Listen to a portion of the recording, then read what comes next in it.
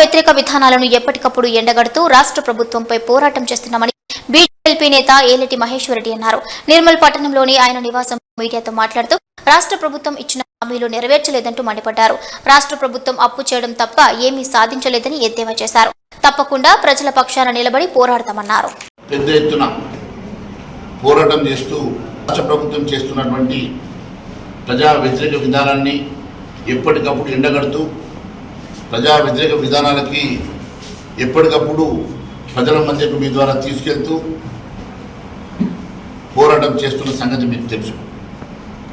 అదే మాదిరి తెలంగాణ రాష్ట్రంలో 9.5 సంవత్సరాలలో ఈ రాష్ట్ర ప్రభుత్వం ఇచ్చినటువంటి ఏ ఒక్క హామీ నెరవేర్చలేక పూర్తిగా వైఫల్యం చెందిన సంగతి నేను గుర్తు చేస్తూ ఉన్నాను. వారు ఇచ్చినటువంటి 420 హామీల్లో ఏ ఒక్కటి కూడా పూర్తిగా అమలు చేయలేనటువంటి దుస్థితిలో ఈ రాష్ట్ర ప్రభుత్వం ఉన్నది.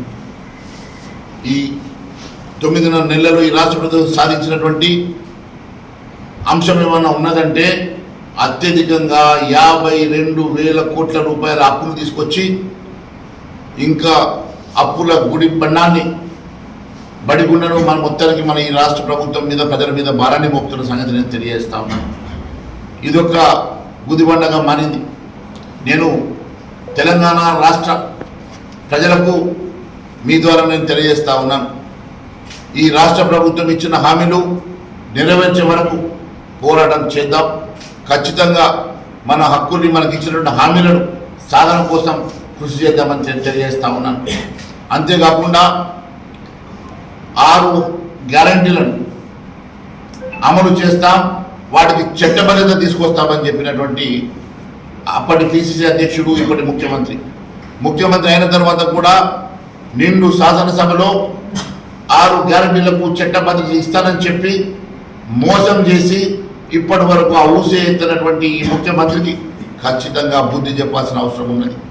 అంతేకాకుండా ఈ రాష్ట్ర ప్రభుత్వం ఇచ్చిన హామీలు, ఈ రాష్ట్ర ప్రభుత్వం మేనిఫెస్టోలో పెట్టినటువంటి హామీలు ఏ ఒక్కటి కూడా అమలు చేసే పరిస్థితిలో ఈ రాష్ట్ర ప్రభుత్వం లేదు. కనీసం 3 సంవత్సరాల నుంచి పేద విద్యార్థులకు స్కాలర్షిప్ ఇవ్వలేని పరిస్థితిలో ఉన్నది. హోంగార్డులకు కనీసం అవుట్సోర్సింగ్ ఉద్యోగులకు 3-4 నెలల నుంచి జీతాలు ఇవ్వడం లేదు. అంతేకాదు విద్యార్థులకు ఫీ రియంబర్స్మెంట్ రావడం లేదు. కొన్ని 5,000 కోట్ల రూపాయల పైచిలకు ఇంకా కేవలం ఫీ రియంబర్స్మెంట్ బకాయిలు ఉన్నాయంటే మరి ఏ పరిస్థితిలో ఈ రాష్ట్ర ప్రభుత్వం నడుస్తుంది?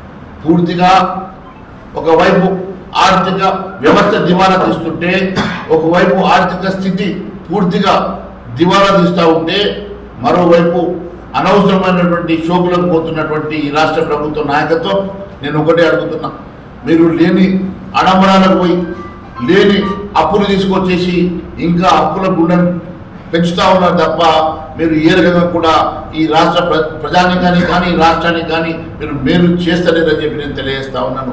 ముఖ్యంగా రైతులకు నెరవేరలేదు. రైతులకు 2 లక్షల రూపాయల రుణమాఫీ చేస్తానని చెప్పి కనీసం సగం మందికి కూడా రుణమాఫీ చేసే పరిస్థితిలో ఈ రాష్ట్ర ప్రభుత్వం లేదంటే 15 ఆగస్టు సాక్షిగా ముఖ్యమంత్రి గారు అందరికీ రుణమాఫీ చేశారని పచ్చి అబద్ధాలు మాట్లాడిన సంగతి నేను గుర్తు చేస్తున్నా. నిజంగా ముఖ్యమంత్రి గారు మీరు నిజంగా రైతులందరికీ రుణమాఫీ చేస్తుంటే ఈరోజు రైతులు ఎందుకు ఆందోళన చేస్తున్నారు ఒకసారి అర్థం చేసుకోవాలి. మీ స్వయంగా మీ వ్యవసాయ శాఖ మంత్రి చెప్పిండు ఇంకా 13,000 కోట్ల అవసరం ఉన్నది పూర్తిగా రుణమాఫీ కావాలంటే. మీరే గతంలో చెప్పిండ్రు మొత్తం 40,000 కోట్ల అవసరం పడుతుంది రుణమాఫీకని. అదే మాదిరిగా ఈరోజు